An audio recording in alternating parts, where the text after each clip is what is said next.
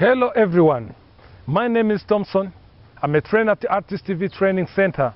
I'm here to share with you what is based on education. And remember, our YouTube channel or our platform is education based. And today's topic, we are going to discuss on the power supply, the functionality of the power supply, the general faults which occur through the power supply. Because of most of electronic devices, they depend on the power supply. Firstly, you may ask yourself, what is a power supply? A power supply is an electronic circuit or an electronic devices which help us to convert AC current in low voltage DC current easily. As you can see at your own screen, the power supply has four main parts. It has a transformer or a chopper transformer which is used to step down or to reduce the AC voltage in order to be converted well. And also it has a rectifier which is a bridge rectifier made with four diodes combined together, as you can see at your own screen, which are used for rectification or in order to convert AC into DC. As you can see, after the conversion of AC through DC by rectification or bridge rectifier, those diodes combined together, the next part is based on the filter or the main capacitor, which is used for filtering in order to remove the remaining AC while rectification is going on. As you can see at your own screen, after rectification, you can get the DC current, but you need to regulate them according to the output you need. We need this kind of IC, which is used for regulator, which is called a regulator or an AC regulator, which is used to regulate the required output accordingly. As you can see at your own screen, by the use of a digital multimeter, we are now measuring different voltage measurement at different stages of this power supply. And also we do a continuity testing in order to see or to troubleshoot to find the fail of this power supply. As you can see at your own screen, why you done by doing that? For example, those diodes which made the bridge rectifier, one of them when it's blown up, as you can see at your own screen, you have to replace them according to the corresponding diode. As you already know, you replace the defected component according to the corresponding one. For example, as you can see at your own screen, this main capacitor, we are going to replace it according to the corresponding one. By the help of the multimeter, we found out that it's blown up, so we replace it according to the corresponding capacitor. By the help of the soldering iron and the soldering tin, we are going to soldering the new capacitor in order to replace the defected one. As we were discussing to the power supply circuit, now we are going to deal with those type of power supply. That one with a moving pointer are analog power supply, and another one with the digit to display readings is called a digital power supply. First of all, we are going to see the main internal part of this power supply. As you know, we use the process of disassembling, which is to break down or to separate one device into many pieces in order to reach the internal part of this power supply. As you can see at your own screen, we unscrew or screw in order to reach the internal part. As you can see the internal part, there is those main capacitor, as we have seen it through that circuit, that small circuit.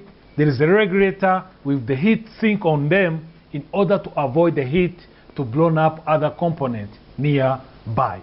As you can see at your own screen, those are the IC which are used to regulate the required output accordingly. And also there is a fan which is used to reduce the heat created by those regulators. And also it's used to bring the clear wind to this power supply internal parts. As you can see, while we finish to see the main internal part of this power supply, as usual we apply the process of assembly to fix together separated pieces in order to form one wall. As you can see by the use of the screwdriver, we fix different screws in order to make one wall, as I said before. As you can see at your own screen, You do it slowly and carefully in order to make it as a professional technician.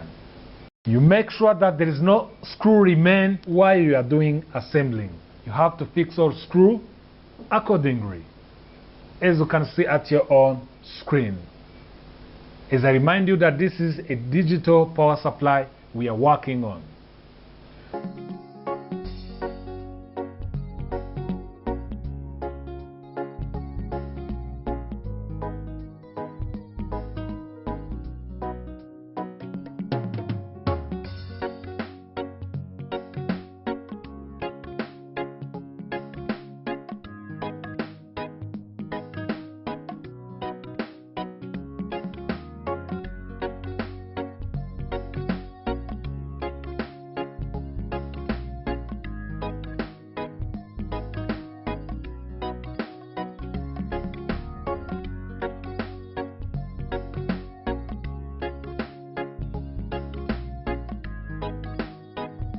While we finish to assembling this power supply, what we have to do, we are going to see the functionality of this power supply. We connect it to the outlet socket, then we switch on in order to see how it's work. As you can see, we are adjusting the voltage of this power supply accordingly.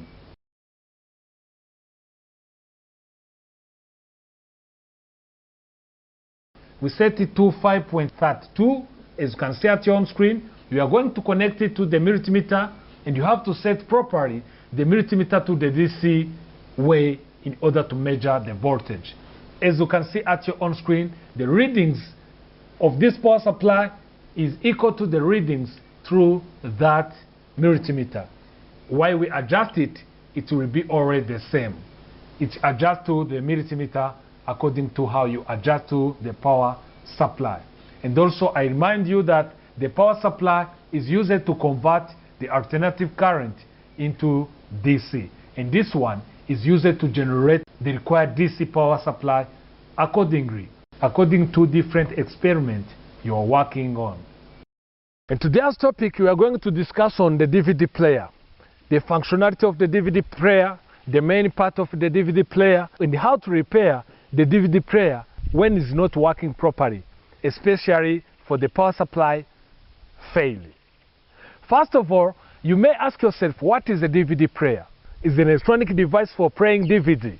In summary, DVD is a technology based on optical storage similar to compact disc. Optical data storage is a method for storing digital information by using light to read that information. Firstly, if you want to troubleshoot or to maintain a DVD player, you have to prepare the workplace accordingly. As you know, as usual, as a professional technician, you have to select different tools, materials, and equipment used while repairing a DVD player. And you have to remind yourself the process of assembling and disassembling of a DVD player. Assembling is the process of fixed together separated pieces in order to make one whole. As you can see at your own screen, disassembling is a process to break down or to separate one device into many pieces. As you can see with that DVD, by the use of the screwdriver, I unscrew all screws in order to reach the internal part of this DVD player. Usually, the DVD player has three main parts. You can know the functionality of the DVD player without knowing the main parts of a DVD player. It has three main parts. As you can see at your own screen, there is a DVD power supply, there is a DVD control module, and finally, there is a DVD driver. As you already know that our topic of today is how to repair a DVD player power supply. First of all, we have to learn the general fault of a DVD player power supply. First of all, there is a blown up of the fuse. When the fuse, which is used to protect the whole circuit against overcurrent, when it's blown up, it means the functionality of the DVD player is no longer. And also there's a blown up of a chopper transformer. This one is used to step down AC current in order to be converted where. There's a blown up of a main capacitor. This main capacitor through this circuit, it's used for filtering. It means to remove the unwanted AC current remain after rectification. And also there's a blown up of a rectifier. A rectifier is this combination of 4 diodes which made a bridge rectifier, is used to convert the AC current into DC current. When one of these diodes is blown up, there's a main failure of this power supply. And finally, there's a blown up of a regulator. As you know, a regulator through this circuit is used for regulating the required output. And also, as we finish to see the general fault of this DVD player power supply, we are going to see how to replace defected component according to their type. As usual, you have to remind yourselves the tips of soldering and soldering different components of the power supply. For example, today's topic, when you found out that this main capacitor is blown up, you have to do soldering and soldering. It means you remove the defected capacitor and you replace it according to the corresponding capacitor, as you can see at your own screen. To find out the fault of different part of this DVD player, you apply the voltage measurement at different stage of this DVD player power supply.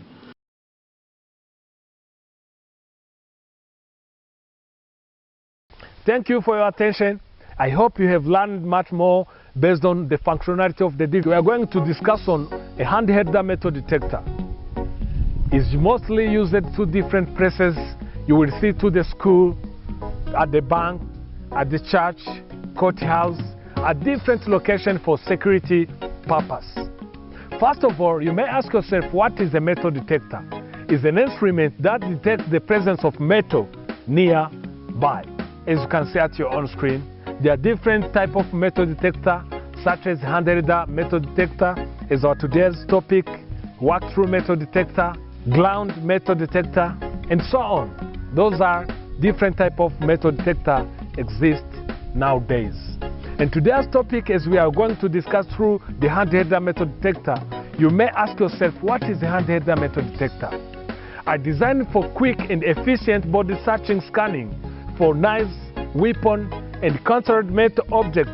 They are easy to operate, simply requiring a single sweep across a subject body or across a bag or a container to detect hidden metal objects. Now, as we already know what is a handheld metal detector and how it operates, we are going to see how to replace the battery and general faults that occur in handheld metal detector system. First of all, when you want to replace the battery of a handheld metal detector, you unscrew the screw which hold the cover of the battery of the handheld metal detector. As you can see, by the use of a screwdriver, we open all screws in order to reach the battery, the failed one, in order to replace it according to the corresponding one. You do it slowly, as you can see at your own screen. After that, as you can see, one of the general fault or failure of a handheld metal detector is the failure of the battery. As I finish to replace it, now it's working properly, as you can see at your own screen.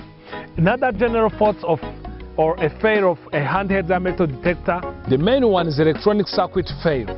The electronic circuit failure, through that video as you can see, please, I'd like to invite everyone to follow carefully. There's an open circuit failure. An open circuit failure is when one of the lines or the transmission lines is cut off. In that case, there's an open circuit fault. Secondly, there's a short circuit failure. When one line and the inverse one, they connected each other. In that way, the transmission failure is called a short circuit. When two different lines are combined together, in that case is a short circuit failure or short circuit faults. Finally, there is when there is a sensor fault. The sense of this handheld metal detector which helps us to sense the metal nearby. When it's failed, in that case there is a sensor fault. Thank you for your attention. I hope you have learned much more based on handheld metal detector. Keep following our topics. I'd like to remind you to share with your beloved ones and your friends, and to remind them to subscribe to this platform and to press the notification bell. Don't forget to go to the comment lines to give us the feedback based on what you want us to discuss on through the next topic. See you next time. Enjoy.